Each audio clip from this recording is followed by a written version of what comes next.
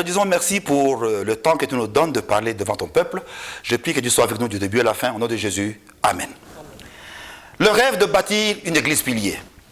Acte 1, verset 8.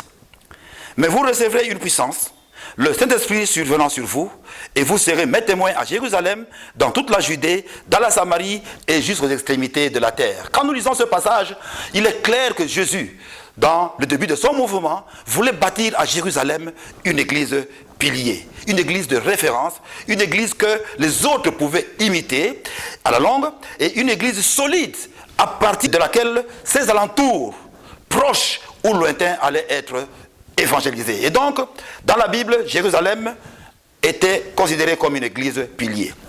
Pour nous, voici quelques pratiques. L'église que tu diriges doit grandir. À Jérusalem, on voyait l'église grandir. Ils sont passés de 120 à 3000, de 3000 à 4000, de 4000 à 5000, jusqu'à atteindre les extrémités de la terre. Qu'en est-il de ton église? Est-ce qu'il y a des baptêmes?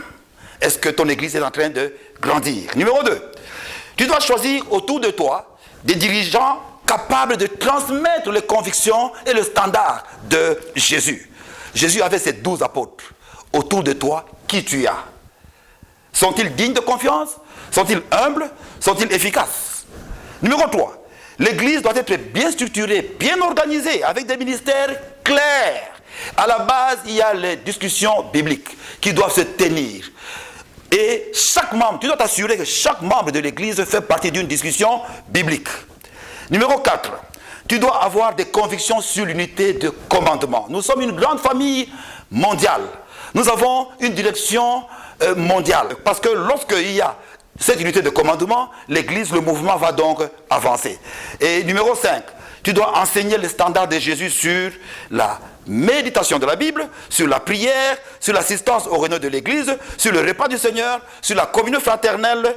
Ça, ce sont des convictions qu'il y avait dans Acte 2, verset 44, dans l'église de Jérusalem.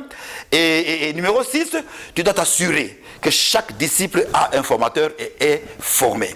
Sans la formation, l'église ne marche pas. Voilà quelques pratiques que j'avais à vous proposer ce matin.